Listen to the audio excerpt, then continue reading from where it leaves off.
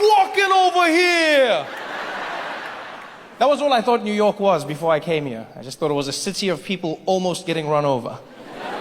Just everyone walking into the street, a taxi rolling up, slamming the hood. I'm walking over here. What's wrong with you? You want some coffee? I didn't even know what that meant. All I knew was one day I was going to go to New York City. And I too was going to almost get run over by a car. I had a dream and I set out. And you know what? It's a lot harder than it seems. You know, in the movies, they make it look simple. They make it look like you run out, the car almost hits you, you do that thing, you slam the hood and then move on. But it's not that easy. It's all about timing. It's all about timing. It's all about being precise. You have to get out there at the exact same time that the taxi is there so that it stops so that you can hit the hood. Right? If you don't have the guts and you come out too late, the car's gone. It's a waste of everyone's time. You just look like a mad person now. It's just like, hey! I'm walking over here. If you come out at the exact time as the car, then you just get run over. That's just pointless. You know, it's like, hey, he was walking over here. What's wrong with you? The worst though is when you come out too early, because that's just awkward for everyone involved.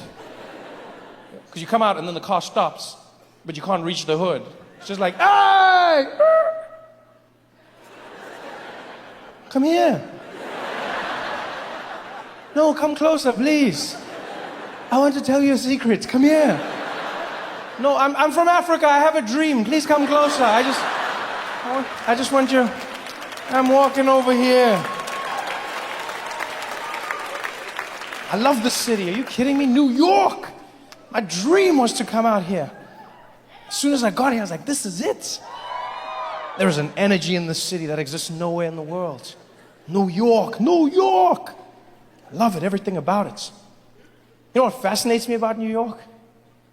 Is how much people trust the traffic lights.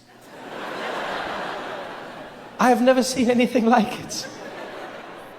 You must remember, I come from an African country, and all over Africa we have traffic lights, but we don't use them. Right? It's less of a command and more of a suggestion. It's not stop, it's stop. It's almost like, you know, it's almost like an African traveled the world, saw that other people had traffic lights, and then just brought them back, but didn't know what they were for. Like the guy was just like, guys, we need to get traffic lights, huh? And people were like, what for? It's for the intersection. It adds atmosphere.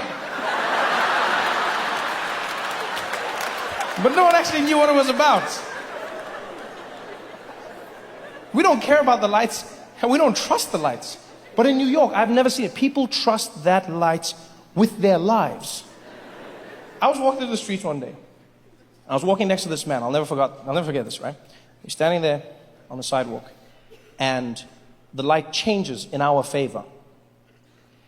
And I look to the side, and there's this truck that is barreling down the road. And I'm looking at the truck, and as soon as the light changes, the guy next to me, he just steps out into the road. And so instinctively, I stuck my hand out to protect him. I was like, yo, dude, there's a truck. And he was like, it's okay, we've got the light.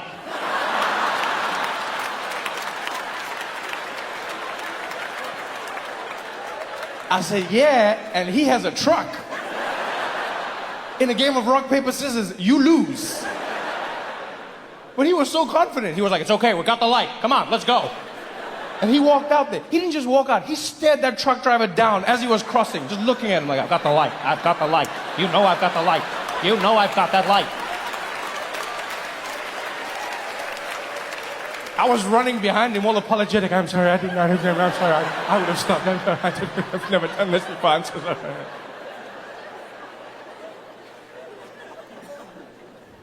I walked with that man for 12 blocks. And let me tell you, I have never been imbued with the confidence of another human being the way I was with him. I started that day thinking and pondering before stepping out. And after a few blocks with him, I started believing. And after 8 blocks, it was the only way I knew how to live. I had my phone out. I was tweeting and texting. I didn't play games. I'd be looking down, look up, the light would change, and I was out. I didn't care if a truck or a train was coming towards me. I was out. Because I've come to realize in America, if you've got the white man on your side, you can do whatever you like.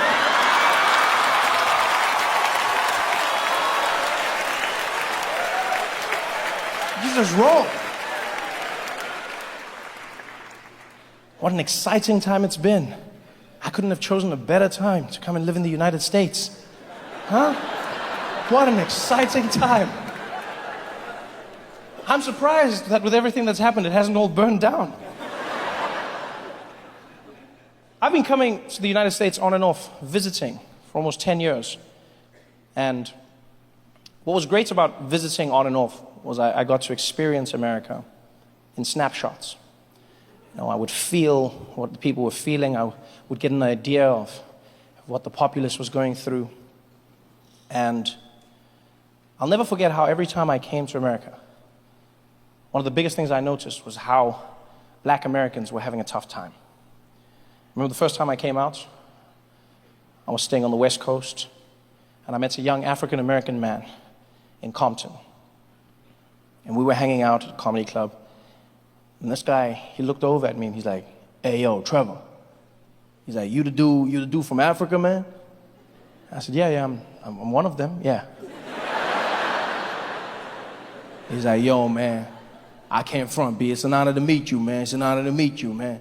Yo, man, I always wanted to meet a dude from Africa. You an OG, man. You an OG." I was like, thank you. He's like, "Yeah, man, you know how hard it is out here for a black man? Dude, I can't front, man. You can't get no jobs, man. The cops be on your ass all the time, man. Yo, I'm finna go to Africa myself, man. Yo, I'm gonna go to Africa with you, man. I'm going with you, B." And I was like, "Yeah, you should buy the ticket, we can roll. I mean, let's go." And I connected with him today. I felt something. Fast forward a few years later. I remember I met a beautiful black woman down south. I was doing shows in Birmingham, Alabama.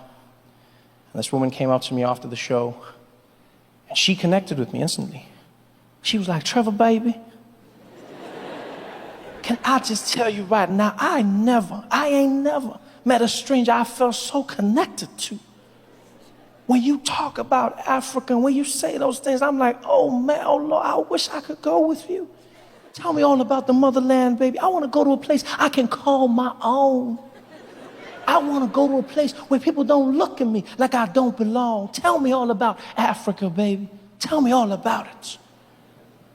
And I could feel what she was saying. And I knew that people weren't having a good time. And then you fast forward to 2016. And I'll never forget that moment when Donald Trump closed the lead, had a 1 in 2 chance of being president of the United States. And for the first time in my life, I had white Americans coming up to me going, "So Trevor, tell me about Africa. What's going on out there?" It's sounds like a plan, am I right? What is it, motherland? Motherland? Yeah. I should come with you. Ali Boombaye, count me in, but